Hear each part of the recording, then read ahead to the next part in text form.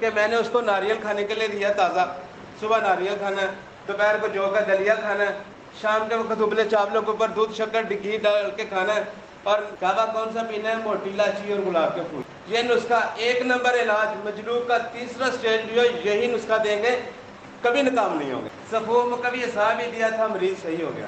صابر صاحب اس کتاب تحقیقات جنسی امراض کے اندر لکھتے ہیں کہ مجلوک ہی سب سے بڑا نمرد ہوتا ہے۔ اس میں ایک صابر صاحب نے ایک ایسا لفظ لکھا ہے، وہ کہتے ہیں قوت رجولیت کا نہ ہونا سب سے بڑا نمرد ہے۔ خواہش کا نہ ہونا، قوت بھی ہے، سپرم بھی ہے، خواہش نہیں ہے، جذبہ ہی نہیں ہے، دل ہی نہیں کرتا، احساس ہی ختم ہے۔ صفوں میں کبھی حساب ہی دینا ہے، خوراک یہی کھانے کے لیے دینی ہے، صبر کریں گے، جذباتی نہیں ہوں گے، کلیہ یہی ہے۔ ٹھیک ہے، میں آپ کو غذا تجویز کرنا اور کہاں پہ کیا غذا دینی چاہیے یہ اصول آپ کے سامنے رکھنا چاہتا ہوں۔ دیکھیں، اگر میں دعائے صبر شدید 4 دوائی دیتا ہوں تو میں اس کو کیوں یہ دوائی تجویز کر رہا ہوں کہ اس کے پیٹ کے اندر ہوا گیس ہے۔ صابر صاحب نے عضلاتی قبض کے بارے میں اس کے اوپر لکھا ہے کہ دوائی صبر وہاں دینی چاہیے جہاں پہ قبض ہے، جہاں پہ سدے ہیں، جہاں پہ پیٹ کے اندر ہوا گیس بن جاتی ہے۔ تو ہوا گیس کے لیے ہمیں کون سی غذا تجویز کرنی چاہیے؟ میں کہتا ہوں شوربہ پلائیں، گوشت چھوٹا ایک پائیہ لینا ہے، اس کے اندر سبز مرچ، لہسن، زیرہ، سیاہ ہلدی، خشک میتھی۔ بلڈ پریشر تیز ہوتا ہو تو نمک نہ ڈالیں، نہ بلڈ پریشر کمی بیشی کرتا ہو تو اس میں نمک ڈال لیں، کوئی مسئلہ نہیں۔ یہ مسالہ اور گوشت کو تھوڑے پانی میں گلائیں گے، پھر اس کے اندر 2 چمچ گھی دیسی ڈال کے فرائی کریں گے، پھر اس کے اندر 2 کلو پانی ڈالیں گے، اتنا بوائل کریں گے کہ 1.5 کلو رہ جائے، پینے والا لمبا سوپ شوربہ بن جائے۔ جس بندے کو بھوک نہ لگے اس کو رقیق شوربہ دیں، جب تک شدید بھوک نہ ہو تب تک اس کو کعبے پہ رکھیں۔ بھوک بہت بڑا علاج ہے۔ میں آپ کو سامنے ایک بھوک کی وجہ سے اتنا بڑا پیٹ لے کے قاری صاحب میرے پاس آتے ہیں، ان کے ہاں اولاد نہیں ہوتی، 15 سال سے وہ اپنا علاج کر رہے ہیں، کوئی علاج نہیں کر رہا، ایزوسپرمیا کا کیس ہے، لیکن اس کے پیٹ کے اندر اتنی ہوا گیس بنتی ہے، اس کے منہ کے الفاظ ہیں، کہتا ہے جو ہی کھانا کھاتا ہوں میرا پیٹ پھول جاتا ہے، اتنا بڑا ہو جاتا ہے۔ اس سے میں نے بولا صرف تیز پتہ اجوین کا قہوہ پینا پورا ہفتہ، تو 17 کلو وزن کم ہوا، 120 میں سے 17 کلو وزن 15 دن میں کم کر کے وہ میرے پاس آتا ہے، تو کہتا ہے یار 3 دفعہ مجھے اتنا کھل کے احتلام ہوا ہے، کبھی نہیں ہوا۔ میں نے بولا یار جو سپرم تو چیک کرواؤ ذرا، 47% سپرم اس میں لکھے۔ پہلے تو سمجھیں گے کہ ایزوسپرمیا ہوتا کیا ہے۔ یہ آپ کو لیبارٹری والا کبھی نہیں بتائے گا کہ یہ پری میں ٹیسٹیکل ایزوسپرمیا ہے یا ٹیسٹیکل ایزوسپرمیا ہے یا پوسٹ ٹیسٹیکل ایزوسپرمیا ہے، یہ کبھی نہیں بتائے گا۔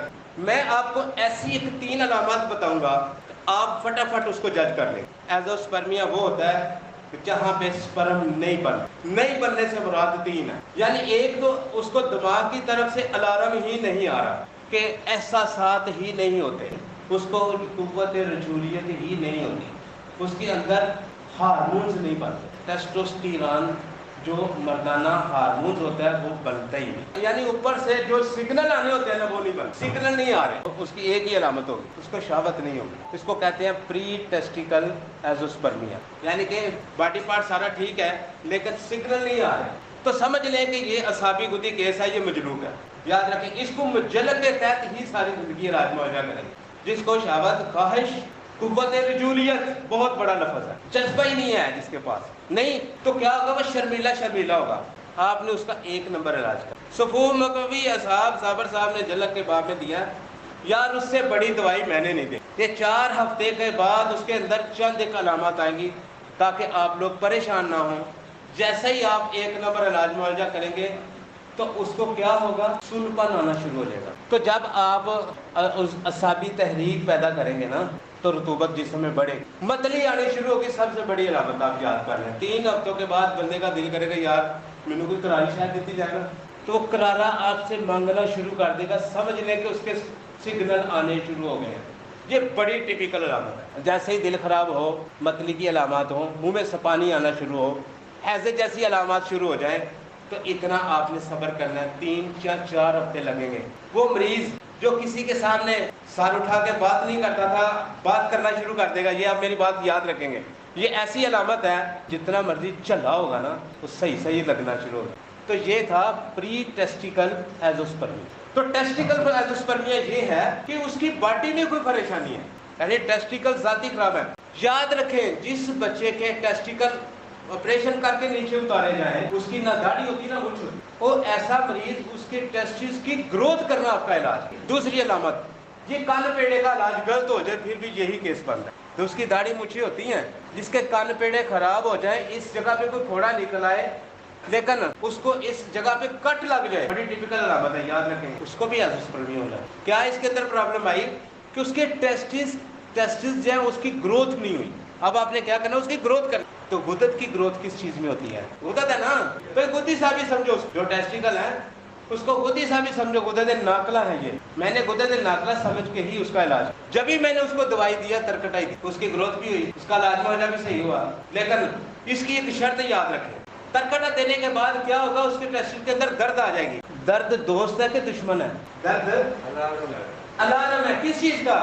زندگی کا الارم ہے۔ اللہ اکبر، کہنا کیا چاہیے کہ جس کے ٹیسٹس کے اندر درد شروع ہو جائے سمجھو آپ کا کیس ٹھیک ہونا چاہیے۔ درد نہیں جب تک آتی، آپ نے برائے مہربانی وہ دوائی سے ادھر ادھر نہیں ہونا، برائے مہربانی لطیف اغذیہ دینے۔ ان جو کیسز ہیں، ایک مجھے اتنی اچھی بات ملی، انہوں نے بولا کہ اگر آپ نے یوٹرس کے اندر یا ٹیسٹس کے اندر دوائی پہنچانی ہو تو ملائی استعمال، انہیں اس کے ساتھ دوائی کے ساتھ ملائی کا اضافہ کرتے ہیں۔ ہم دوائی میں دوائی ملائی کے اندر کیوں دیتے ہیں، یہ انہوں نے مجھے بتایا۔ میں نے ملائی کے ساتھ ترکٹا دینا شروع کر دیا، نہ اس کی داڑھی ہے نہ اس کی مونچھیں ہیں، لیکن اس کی داڑھی بھی آ گئی، اس کی مونچھیں بھی آ گئی، اس کی اولاد بھی ہو گئی۔